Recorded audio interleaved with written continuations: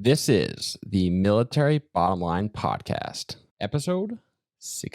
I think it's a tough question, and it's one that comes up not just in the military, I guess, but it's, what is the value of service when you're not helping yourself necessarily, and how much are you willing to pay?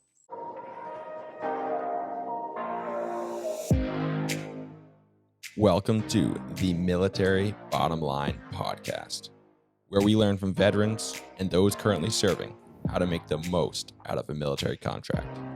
We're here to motivate, inspire, and help you leverage your service to positively impact you professionally, personally, and financially during your military career and beyond.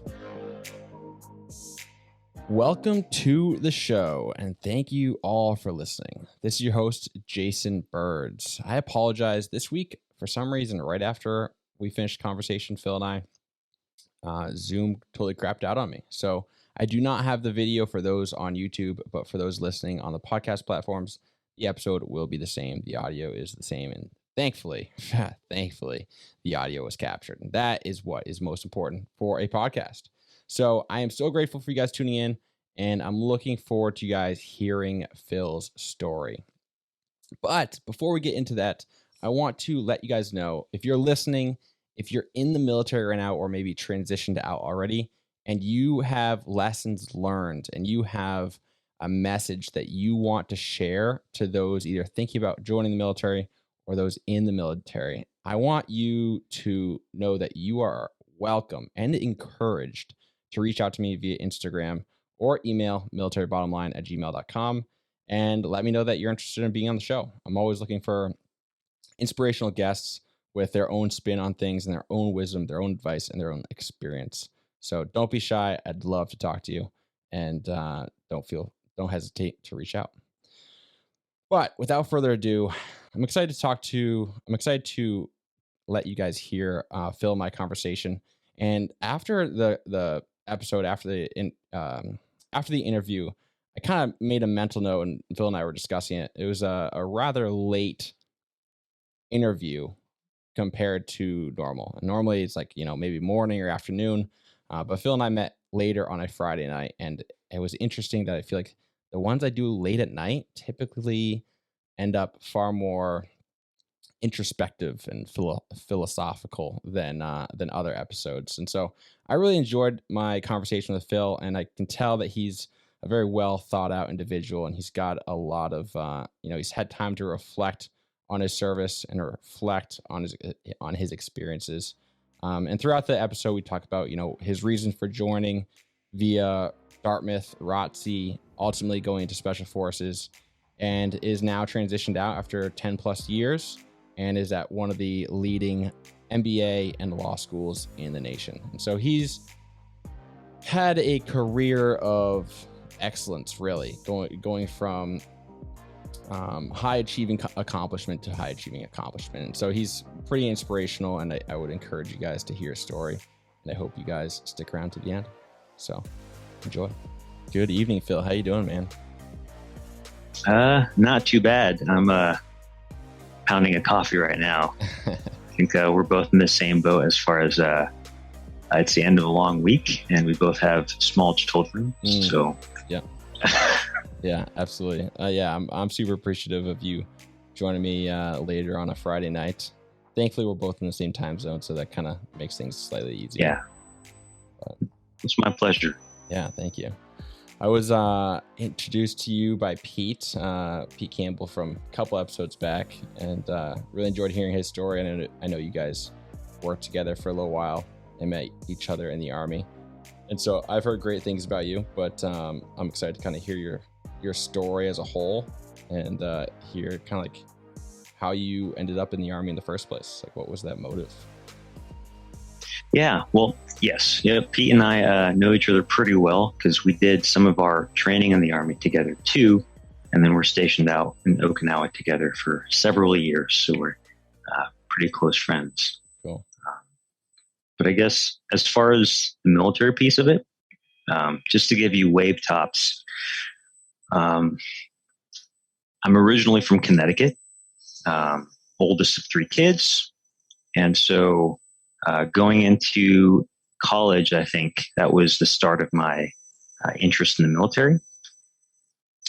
So eventually in college, I did ROTC, commissioned in 2010 in the Army in armor, and then did that for a few years.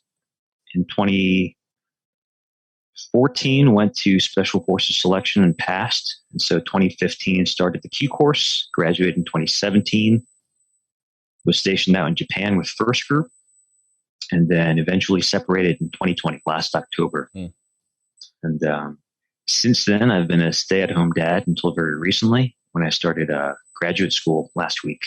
Awesome. Yeah, that's 10 years kind of thrown into 30 seconds. So Yeah.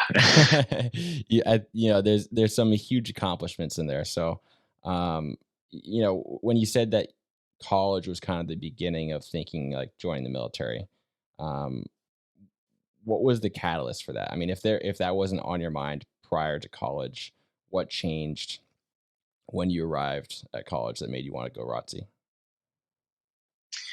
Yeah. So I guess I'll start with the caveat, because I know a lot of what you usually talk about is kind of the practicalities of joining the military and kind of the pros and cons. Yep.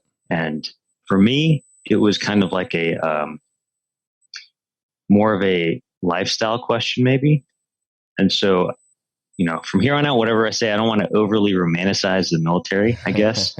Fair. But yeah, growing up, I guess I had a specific kind of upbringing. My parents were immigrants from Korea. And so I kind of had, in some sense, like a kind of a stereotypical outlook. So I played music growing up, piano and violin. I didn't play sports. But I think by the time I was in high school and looking at college, I think I realized that the way I was raised wasn't necessarily what I wanted for myself.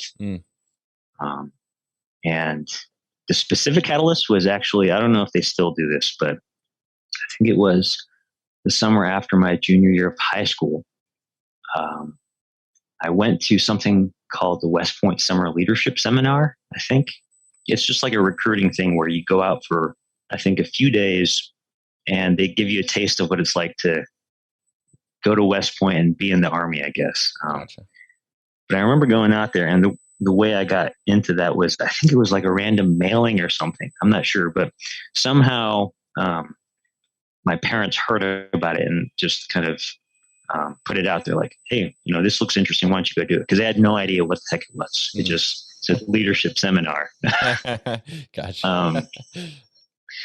But yeah, I went out there and just kind of fell in love with it. I was a pretty young person at that point, but like you're out there, you're doing PT, they're yelling at you, you're in the rain doing whatever. And it was just really different from anything I'd experienced before. Yeah. And I really liked it. So initially I wanted to go to West Point. But when, I guess during the application cycle, my senior year, I wasn't 18 yet. And so my parents weren't signing off on any of my paperwork. And so that kind of fell through. So I ended up going to Dartmouth for college. And pretty much as soon as I got to campus, I signed up for Army ROTC. And also this might be, I guess, slightly dated. I don't know how they do it now, but at the time you could try it out without actually committing. I think there was like a time limit, practically speaking, of when you had to sign the contract, because you couldn't go to kind of like their capstone training event until you'd actually sign on the dotted line. But I did that for the first year without committing, and then at the start of my sophomore year, I actually signed a contract. And so they paid for school, at least for the tuition portion of it. And I think that varies by school too. Yep. As far as some programs, they're able to cover your living expenses as well. And yeah, everything started there. And I would say personally, I had a really great experience in ROTC. Cool. Was there, when you made that decision, other than kind of like looking for something different than what you were used to growing up, was there something specific that you knew about the military that you were hoping to achieve or experience or accomplish? Like, I feel like, some people join like, oh, I want to go to war, or like I want college paid for, or like there's something very specific that they're going after. Was that something that you experienced or not really? Um, I think the war portion of it was definitely in the back of my mind because, that was I graduated high school 2006. So, like Iraq and Afghanistan were all over the news. Yeah. And they continued to be while I was in college. Um, and then I think another big part of it was, and maybe this is just me making up stories in retrospect, but I think at the time, the way I looked at it was my life is a certain way. I am a certain way. It's really hard to kind of like really radically change things around. Whether it's a matter of like the personal habits you're seeking to change or kind of the direction of life is headed in. And the way I saw it, if I joined the Army, you're literally signing a contract. You're basically forcing yourself, kind of backing yourself into the corner as far as you are making this choice for yourself. You're obligating yourself to it. Of course, I'm probably going to have doubts and regrets later as I'm going through this difficult, unfamiliar process. Yeah. But, you have no way of backing yourself out of it in the future. And for me, at least the way I broke it down in my mind, usually you think of it as I'll do ROTC, graduate, and then you owe 4 years back active duty is, I think, the typical contract for ROTC. So I just thought to myself, yeah, I can do that. I can do 4 years. I might not be the best suited to this kind of work, but I certainly want to try and, see where it leads me, I guess. So yeah, I mean, you signed up for 4 years and you kind of went in open-minded, like you said, see where it leads you. And what did you say your first job was when you went in? Well, when I commissioned, actually, I commissioned into armor, which is, typically tanks, and in the Army, like scout cavalry. Gotcha. But when I first started ROTC, I was really looking at stuff like signal or military intelligence, kind of more of a support role, which I guess is a whole nother story too. But I mean, that was kind of stuff that was more aligned with the kind of person I was coming in. But I remember the first ROTC instructor I had, as well as the last, they're both in MOSs, in occupational specialties that were armor coded. And the first instructor I had, I still remember him. It was this captain who'd been in the invasion of Iraq and was doing his grad degree now at a local school at Norwich University. And as part of, I guess, what he was doing there, he taught ROTC on the side. But long story short, I just had some really inspirational instructors. But this guy in particular, I remember he had like one of those 3-panel poster boards, for ROTC set up in the school cafeteria. I remember when I walked in, like in the first week, and I knew I'd been planning to seek out these folks at some point. So I talked to him, told him I was interested, and he, the first thing he did was say, the next day or however far in advance, hey, let's meet up and do a diagnostic PT test. And I still remember, I mean, I understand more about what was going on now looking back, but, wasn't an athletic person. And so I showed up and I did less than 20 push-ups. I want to say less than 10 sit-ups. My 2-mile run was, I don't know, like 20 minutes or something crazy. Wow. I didn't have a point of reference because I don't think at that point I'd necessarily looked up what the PT standards were or anything like that. But I guess what I appreciate looking back is if I were him, if I were Captain Hale, I don't know that I would have been so supportive of this, of this person who just walked through the doors and was just so far off passing a PT test. But I specifically remember it didn't phase him at all. Like there was zero negativity. He just kind of recorded the results and then afterwards talked to me about a PT plan. How do we work this going forward? And it all just started there, where basically over the course of those 4 years, I had him and 2 other instructors. And they just kind of built me up, which I didn't appreciate at the time, how much building up they really did and mentoring. But it basically got me to the point where by the time I graduated, I wanted to go into armor basically to kind of emulate them. Cool. Yeah. I mean, that's pretty good testament to a good mentor, and building you up and not giving you like a wrath of crap for not doing well on the PT test right out of the gate. So that's pretty cool. And I imagine that resulted in like, not only going from Intel to armor, but like the path and the trajectory it sent you on into special forces also. Like, was that on your radar prior to your time as an armor? Not really. Although I will say, I think in middle school, for whatever reason, our school library just had a ton of Tom Clancy books. I think I read all of them. So that was probably an unhealthy influence on things. But no, it wasn't really on my radar. And overall, it was just, I think what happened was, the more you do things, you just naturally build up confidence. And I think it widens kind of your horizons as far as like what you think is possible for yourself. It's a natural process. I mean, what really sped it along was having other people who kind of like took an interest in me and helped me. I guess the other thing that comes to mind is I specifically remember, I think, and I'm not sure if they still do this, but I think some SF guys towards the end of their careers, kind of like, I guess an opportunity they have near the end before they retire is they can go teach ROTC sometimes. So I remember our ROTC program was a satellite of Norwich University, which is I think what they call it is a senior military college. Yep. So I remember they had 2 Green Berets there. I think they were both master sergeants who were post team time. So they'd already, served on ODAs. And this was like before they retire. And I specifically remember kind of having interactions with one of them at different points while I was doing ROTC.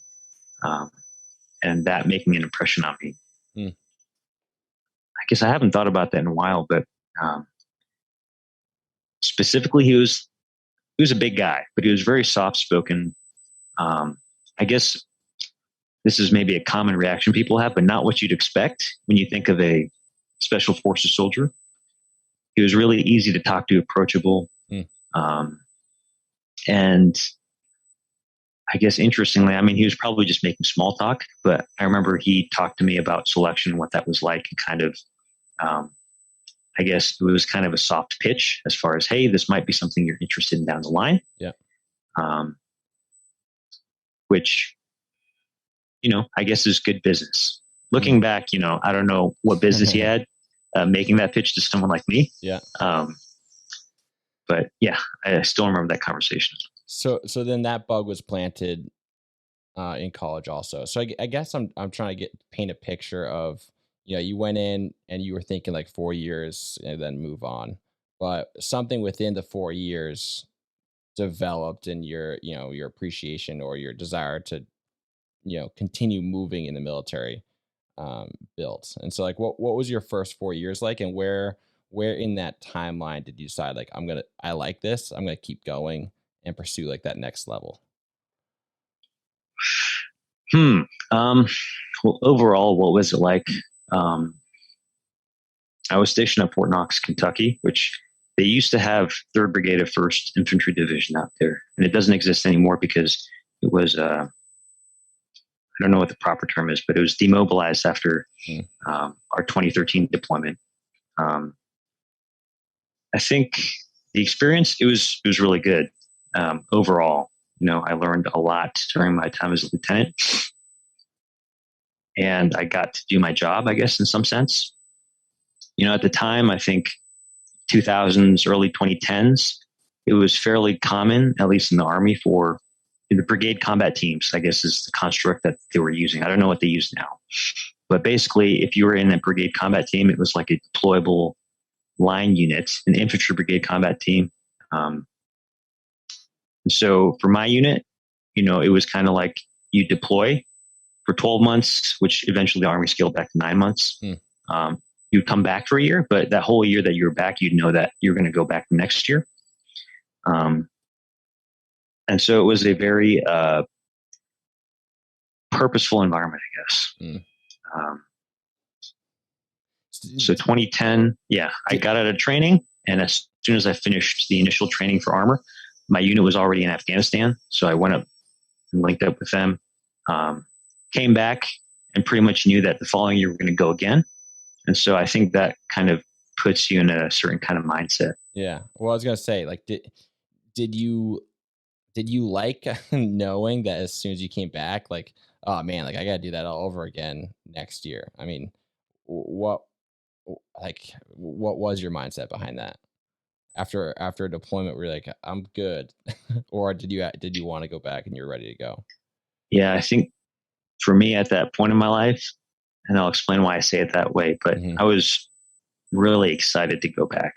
I mean, that was what I wanted to do. You sign up, and at least the way a lot of people think about it, a deployment is when you get to do your job, which I think there's a lot to pull apart in that way of thinking too. But I guess in contrast also, now that a bit of time's gone by, I have a little bit more perspective as far as especially the NCOs, where you're spending your entire career on the line, and that's your umpteenth deployment. I don't think you're necessarily as excited to go back again. But yeah, for me personally, I was really motivated by that. Cool.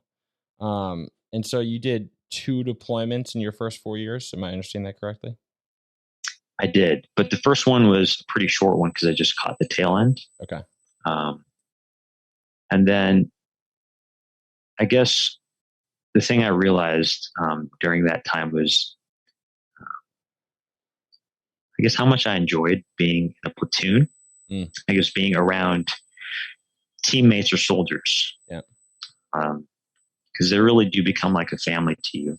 I mean, obviously the relationships are kind of different. There's a lot of, different incentives in play as far as people's responsibilities and that kind of thing. But yeah, I guess the other thing is,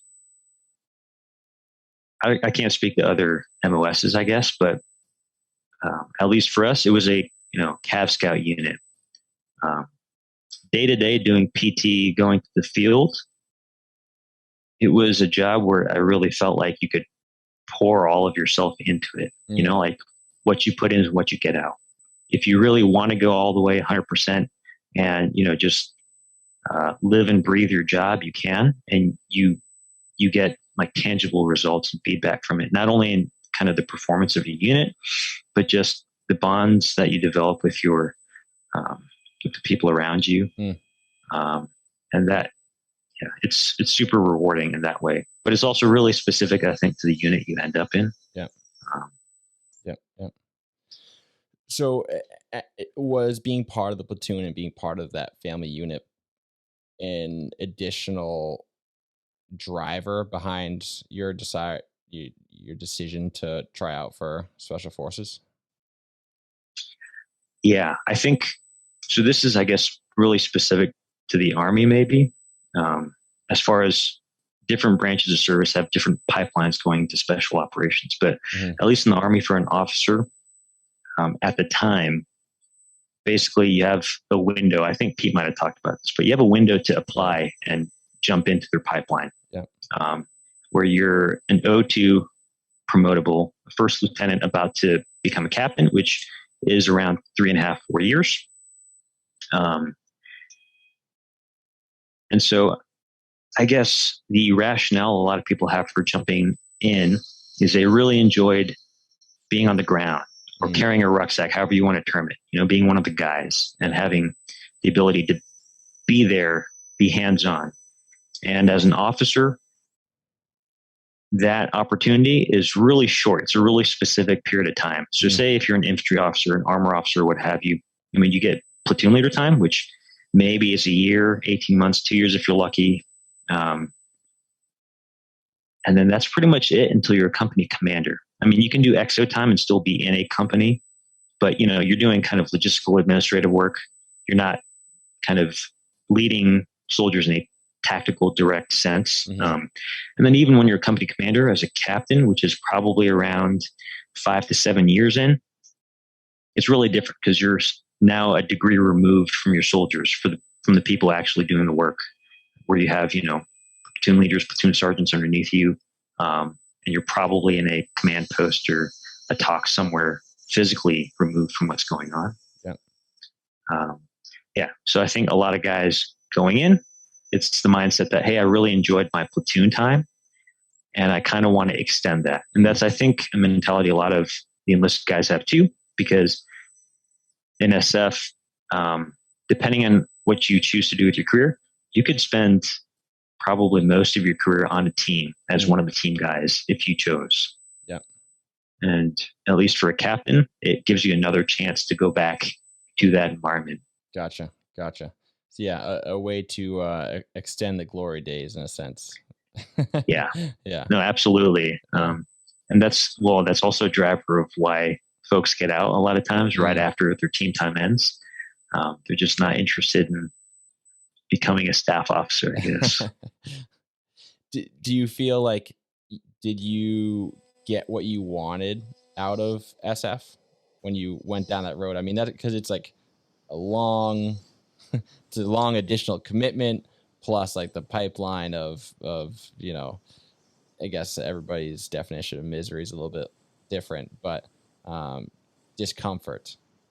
And so, like, how do you feel about your experience in that based on what you hope to get? Yeah, that's a funny question, because I think that's also something people think about a lot, especially guys who've separated. They look back and wonder, was it all worth it? And for me, I got everything that I wanted, and I got a lot of stuff I didn't want too.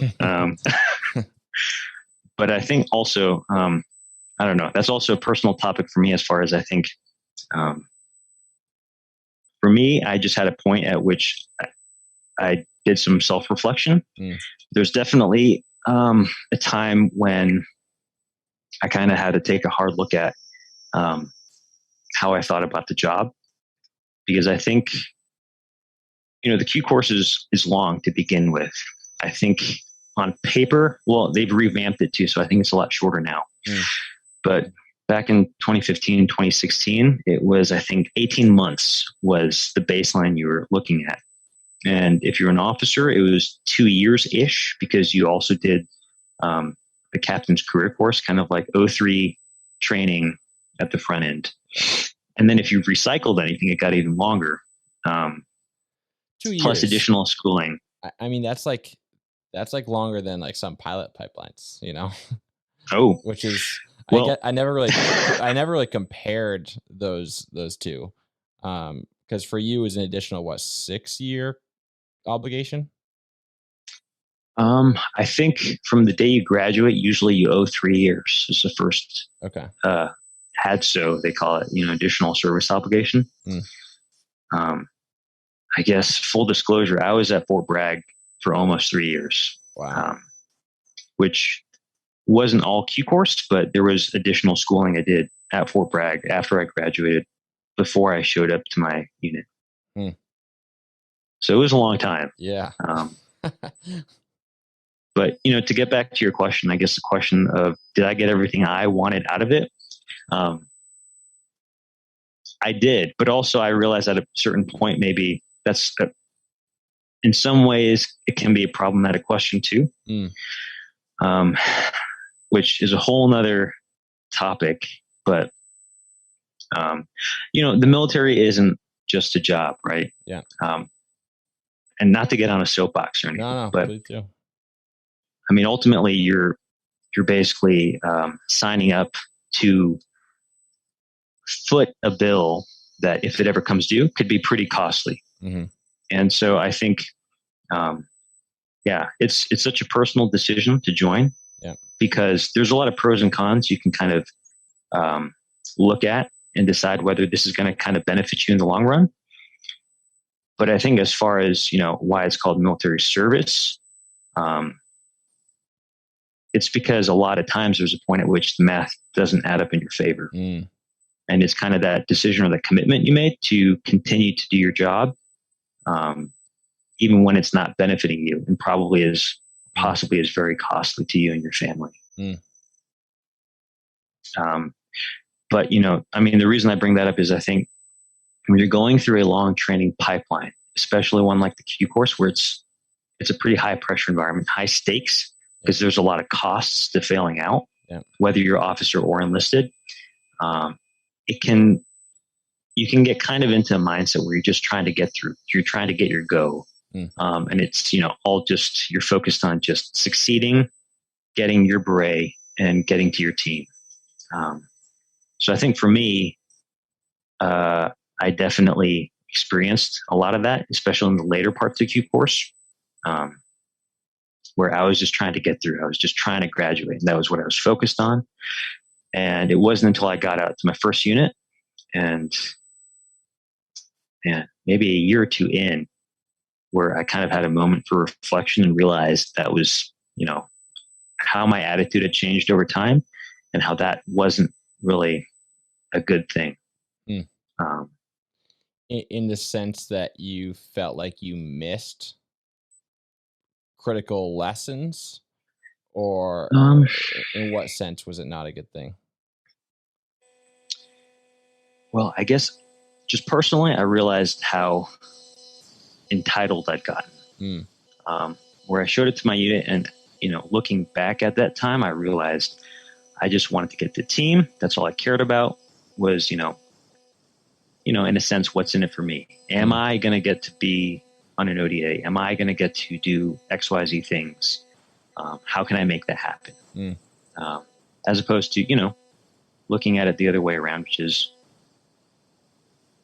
you're here for the mission. You're here for your people. And so how can I support those things? And it's great if you also benefit and those things align with your personal goals. But ultimately, that's what the job is about, and, it's most of the time, like if those things diverge, you don't notice, because most of your day to day in the military, it's just like doing any other job where you're just showing up, kind of putting in the work. But I think in the military, especially, there's some extreme circumstances sometimes where that stuff does matter. Why you're there does matter and comes out. And I guess to go down this rabbit hole a little more, the reason some of that stuff started coming up for me was because I ended up on a dive team, so an ODA that specialized in dive operations. And at least for me personally, and this isn't the case for a lot of people, doing stuff in the water was a fear of mine. It was like a worst case scenario,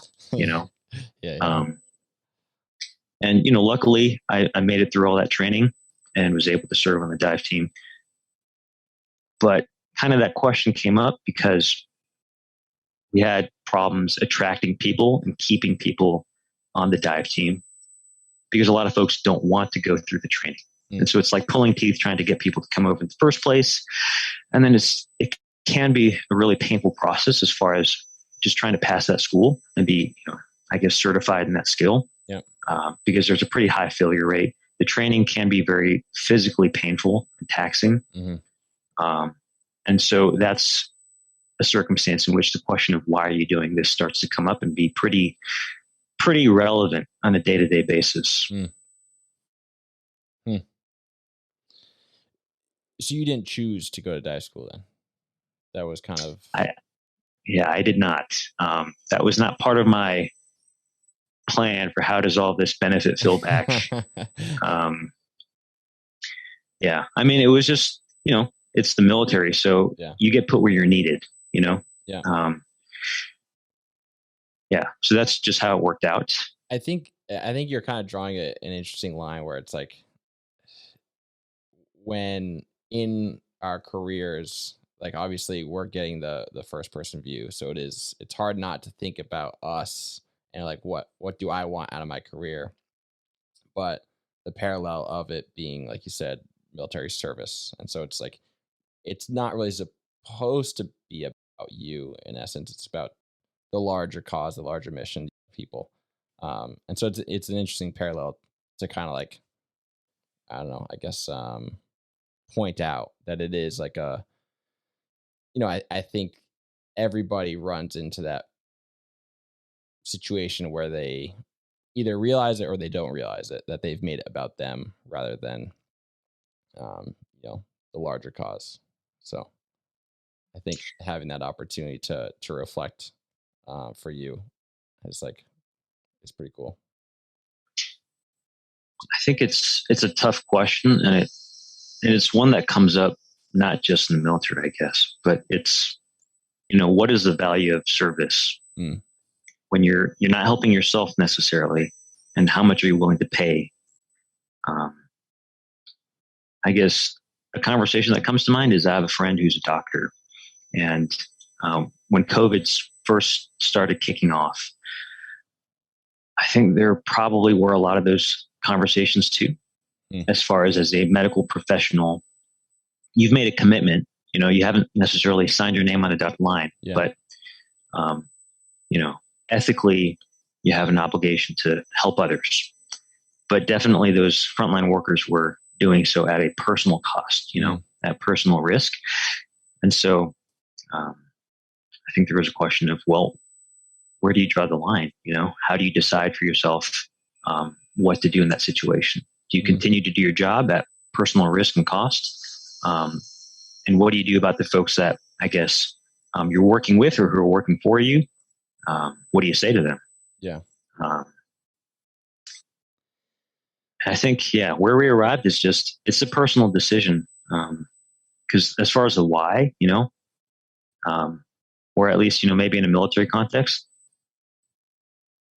having someone who won't quit, or the decision of whether you're going to stick it out, keep pushing forward, or whether you're going to say, this isn't for me. Yeah. It's a personal decision. As a leader, you can't make that choice for someone else. You're bringing, I've had this thought before of kind of like, and I'm curious because I feel like when I signed up, and like you said, like when you make that commitment, you're basically like saying I'm willing to give whatever, like a blank check kind of thing. And so like part of me, like as I've processed it a little bit, is like when you sign up, you almost just write it off, like expect that as the outcome. And then somewhere along the way, you maybe start to realize like that's not a guarantee, like I'm, there's a good chance of surviving my contract, my enlistment, whatever, my career. But so like, do you feel, I mean, I don't know if you kind of feel similarly to that. And then like once you kind of start realizing that like survival is likely, that maybe the motive becomes more, I don't know, selfish rather than selfless. I don't know if it's kind of like a gradient or. I think, I guess for me, what that brings to mind is just how at different points, maybe in your time in the military, that I guess what you could call the moral aspect of it, maybe, or the service aspect of it, sometimes is front and center, and a lot of times, or most of the time, it's not. I guess, and I think you touched on this briefly with Pete too. Maybe a related question is something like, if you were in the military but you never deployed, you never quote unquote got to do your job. Yeah. What does that mean as far as how you think about your service?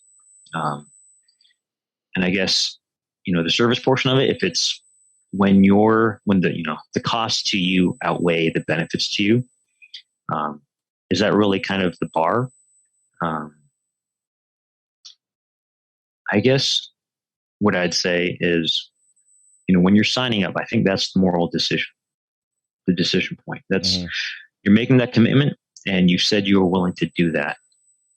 And so just by merit of making that choice and then showing up every day, putting on that uniform, like you are living out that obligation and holding up your end of it. I think a more difficult question then, but usually one that fortunately most people never have to answer. And it's the question that comes up when now actually it is going to cost you. You're going to have to foot that bill. Are you going to follow through with, what you said you would do, or for whatever reason, whatever the circumstances are you going to opt out of it? And obviously I think it's admirable when people follow through. Yeah. When people don't follow through, I think certainly they're violating, I guess, kind of that initial commitment. But I guess I can also say it's, that's also usually a tough situation that, you can't really judge a lot of times as far as what's happening. But I guess maybe the flip side of it is just because things never reach that point doesn't then invalidate, I guess, the service aspect of what you're doing, if that makes sense. 100%. 100%. Do you feel like these reflections and getting to that point for you played a role in deciding to exit? I mean, at what point did you kind of think people get to 10, 11 years, and I mean, it's kind of you're either going all the way or not most of the time. But how did you find yourself deciding to call it quits? Yeah, well, I mean, that specific, I guess, aspect of it, I think is a reason to stay in. As far as,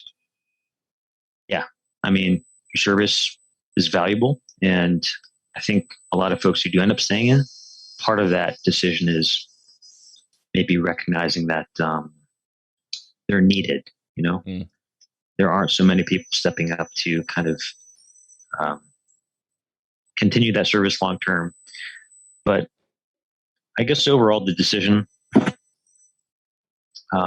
it was pretty specific for us. I guess in line with what we were saying before, as far as we're talking about before, as far as, a lot of times what you do in the military is not going to align with what you had planned for yourself. I got stationed in Japan, but that wasn't ideal for my wife and me, just because she was already working and we'd requested a base that was stateside. And so what ended up happening was after I graduated the Q course, we ended up doing long distance for 3 years. Wow. Which, going into it, we understood that was possible during training, obviously, that you might not get the duty assignment that you want. And we made it work, I was able to visit pretty often.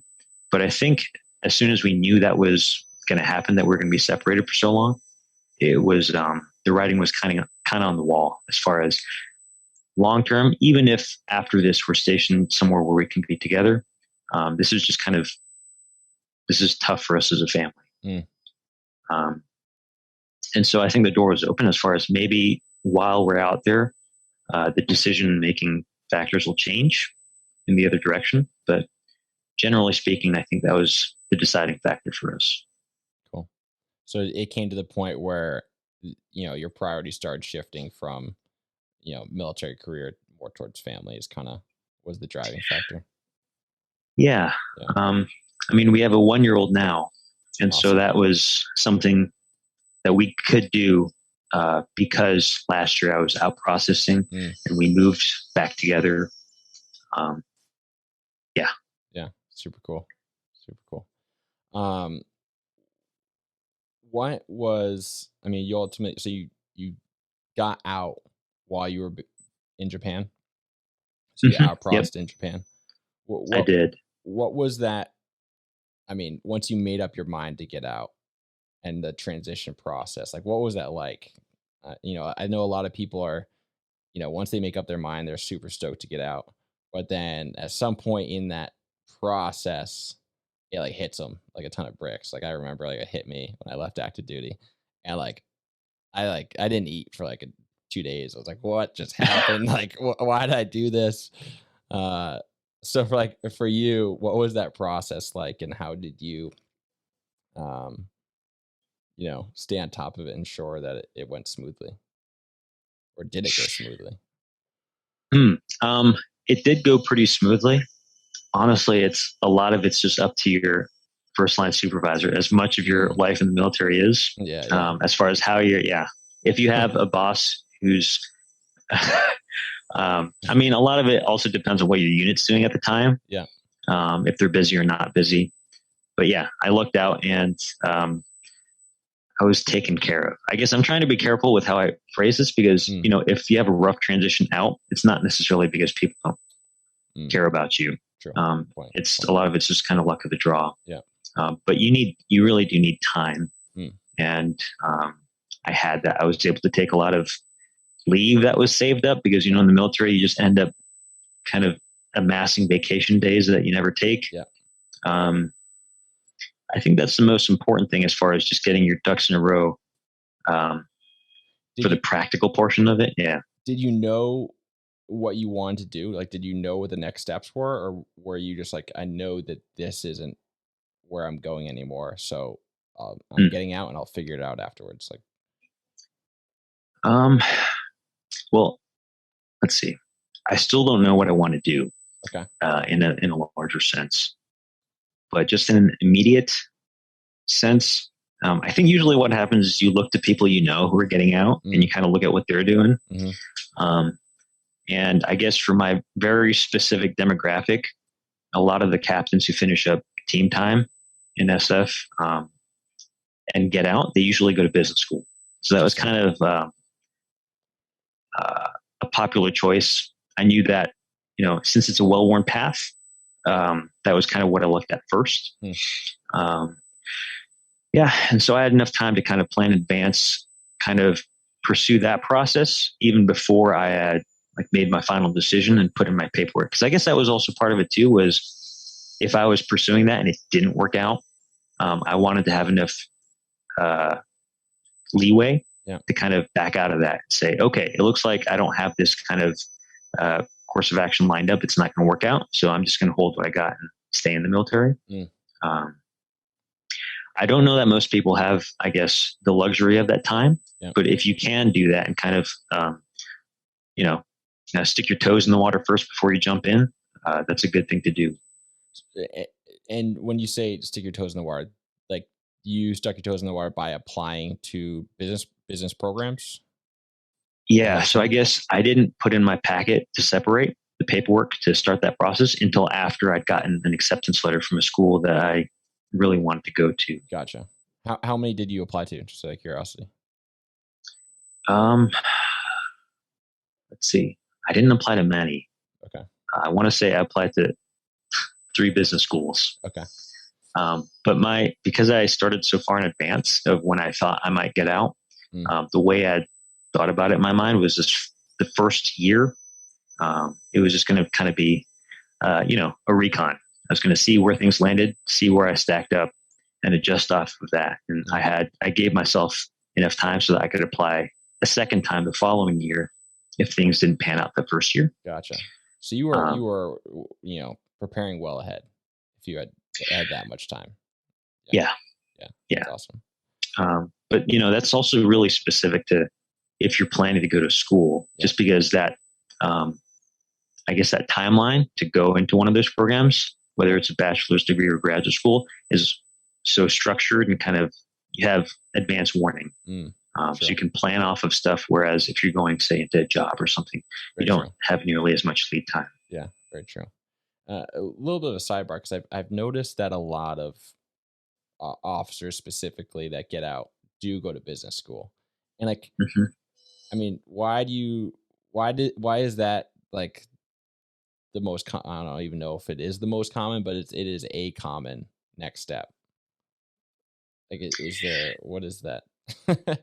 Well, I mean, I guess just as a matter of speculation, I guess number one, you see other people doing it. If you look on LinkedIn, there's, there's a ton of people in that boat. I guess number two is, business school, I think specifically a full-time MBA is usually or a lot of times for career switchers. And maybe kind of another big block of people going are people whose career fields kind of require an MBA as a check the block in their career progression. Gotcha. But yeah, there's a lot of folks jumping from one career into kind of what MBAs feed Gotcha. people into. It's a logical pivot point, kind of.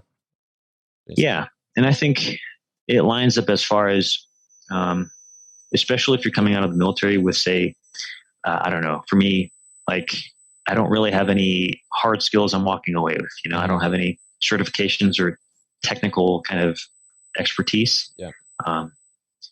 And so going into, say, a field that requires something like that probably requires a lot of investment and commitment too. Whereas I think with an MBA, you're kind of kicking the can down the road. And it's already kind of baked into the program as far as helping you figure out what job you want to do and then helping you get that job. Makes sense. I'm often curious when I see people either in person or like, you know, in a book or a magazine, when like they seem to have accomplished like throughout their life a high level of, and maybe you wouldn't look at it this way, but like a higher level of like prestigious accomplishments, right? So, you know, you went to Dartmouth for undergrad, special forces, and while you didn't specifically say the school you're going to, but a high level MBA in law program now, and like trying to understand like what gets somebody on that track, because obviously it started, you know, a long time ago for you at this point. But what do you feel like gets people on that track, and how do they stay on that track? So that's a pretty interesting question. This isn't going to be a helpful answer, but honestly, there's a lot of luck in getting help from other people, and a lot of that help is just a matter of chance or things that you don't control. And the other part of it is, from what I've seen, kind of those advantages, they compound over time or they snowball. You know, I think the hardest part is the initial, I guess, the start of that chain. Yeah. But once you have something like that, some kind of advantage or, you know, what have you, it's easier to get the next one. I think like if we're just talking strictly in an academic setting, I mean, I imagine like, say you go to like a really top-notch undergrad program, it's going to be a lot easier for you to get into, you know, a grad program that's also top-notch. Sure. Just, you know, not even looking at like the content of what you've been doing with yourself aside from just going to school. Yeah. Yeah. Well said, I guess. And then, you know, just very briefly, specifically in my case, I got really lucky getting into school. I'm kind of convinced that a buddy helped me out. That was kind of the deciding factor. The school you're at now, or Dartmouth earlier? Into undergrad, because I think at the time they were doing a peer letter of recommendation. And I remember, I don't think any other school that I applied to did that. Usually it's a letter of recommendation you get from like a teacher or, you know, like an older person. Yeah. But yeah, she was a friend of mine I grew up with in my hometown, and she was already at the school. Cool. And I remember I asked her to write that letter of recommendation for me. And yeah, I hardly got in anywhere else. I got a lot of rejections. So in my mind, that's kind of like what made the difference. Wow. And then also just briefly, like the Q course, there are a lot of stages where the only reason I got through was the help of other people around me. Much, much better soldiers than me. Yeah. I mean, yeah, that's a very well answered question. And I think like to those that are younger that may be listening, like understanding the compound effect of life choices, and like, while it, you know, when you're young and it's hard to envision the future, those small choices don't seem to be that significant in the long run. But like you said, like once they do start compounding, it all becomes very apparent as to how they all work together. So I guess I would also add that, you know, I guess this specific question we're talking about, it's also a really specific yardstick of how you're defining maybe what's success. And so I think, that's a whole nother discussion too, Yeah. as far as, I mean, yeah. Yeah. Yeah, that's a good point too. I mean, with that said, do you feel like your measurement of success has changed over, you know, the years? Yeah, for sure. I mean, I think that's just the nature of getting older and living more life as your priorities change. Yeah. Um, I think, especially when you're younger, man, I guess one of your worst enemies is kind of comparison, Yeah.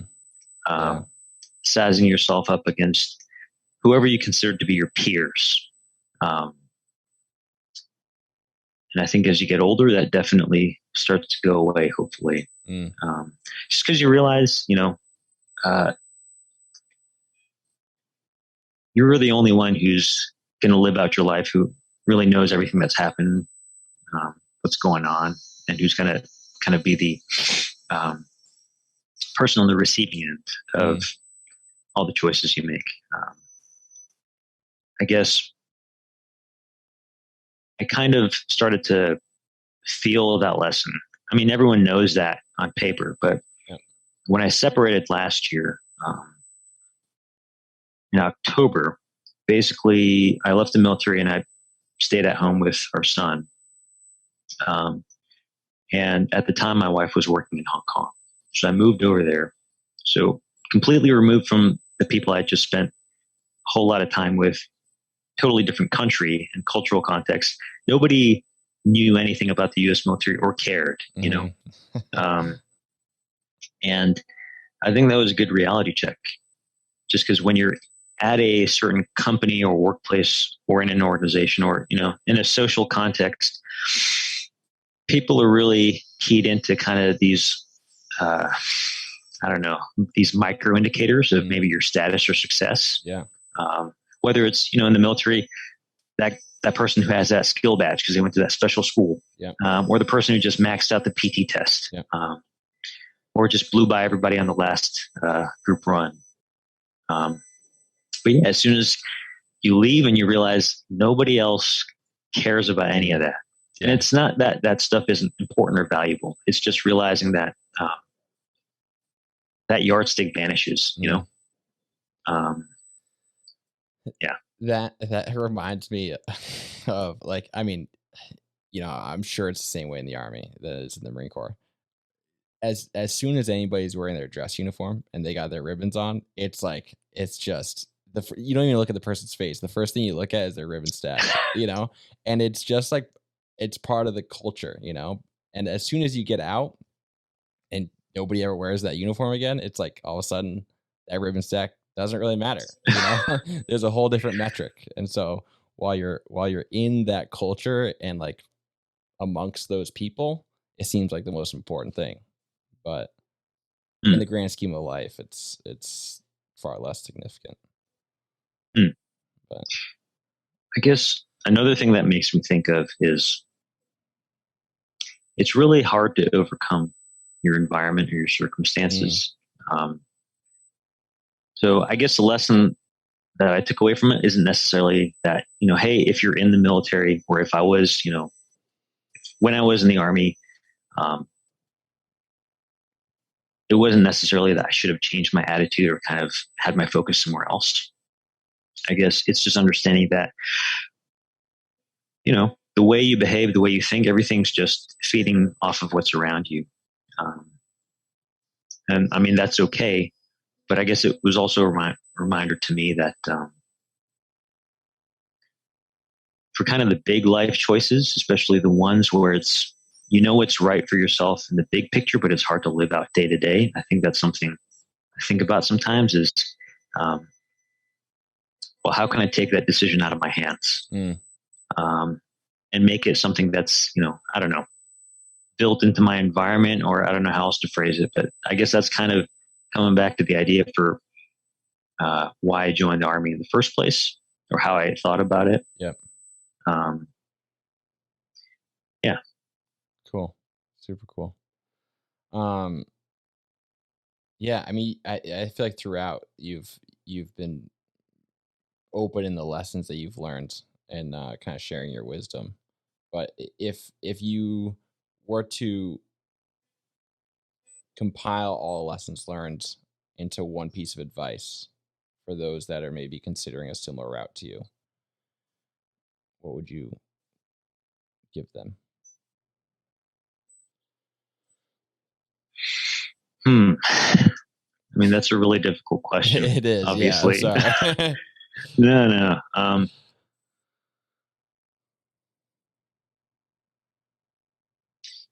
Well, I guess. I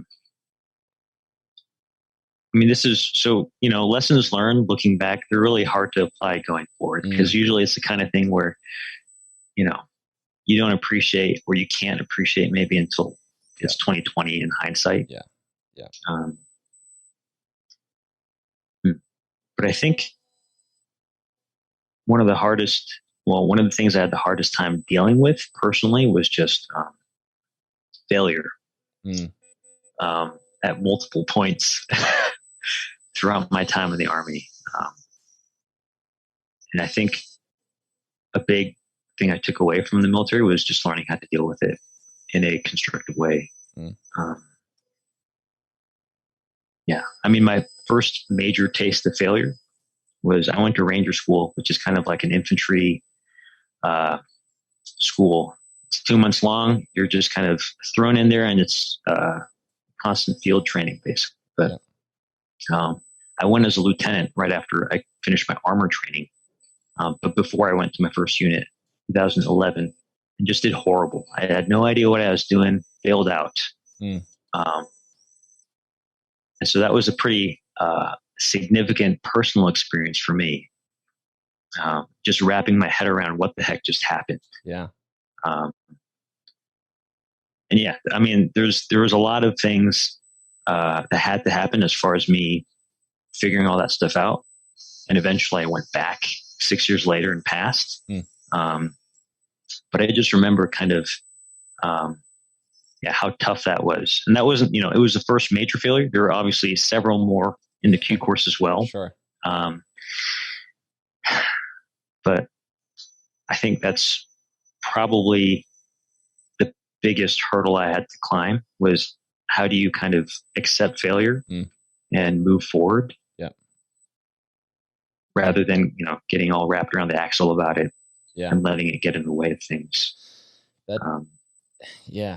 That's a good point. And it's almost like it's almost advantageous to fail and learn that lesson earlier on in a way. I mean, that's a healthy way to look at it, look back at it. But at the time, like, I mean, it's funny to say this now looking back, but I remember at the time after I failed out of Ranger School, it was just such a weight on my mind. Because I knew buddies who went there and passed. It was just a source of shame for me. Yeah. It was a lot of, I think, what drove me to, train harder during that time period. So I don't know. I mean, if you're the kind of person who can turn failures into kind of a source of strength immediately, and just let that push you forward, that's great. But I also think, I mean, failure is failure. It's really hard to be constructive about failure when it's actually personally important to you. Yeah. So I think those things they're gonna hurt no matter what. Yeah. Yeah. Well said.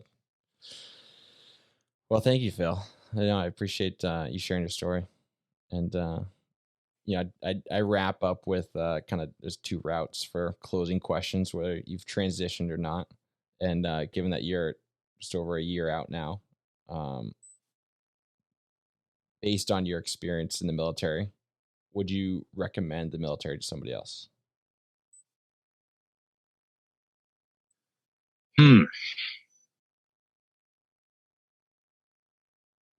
I think what's giving me pause is what we were talking about before, the service aspect of it. Yeah.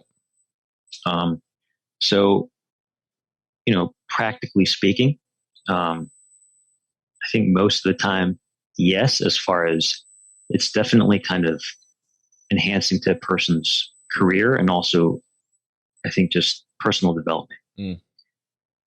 But yeah, what's giving me pause is just a very significant portion of what it means to sign up for the military is just the fact that it may not work out in your favor, So yeah, maybe a yes with a big caveat. Yeah. Well said. Yeah, no, it's a very, I wonder if we didn't have the conversation we did, if you would still have that caveat or like on front of mind. But it's a unique answer, so I appreciate that. I guess we kind of talked about this, but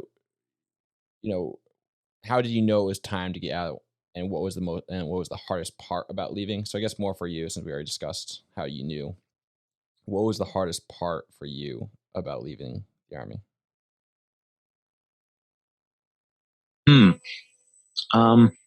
Probably honestly the transition afterwards. Not the transition as far as out processing and kind of planning things as you're getting out of the military, but maybe adjusting to your new life after you've left,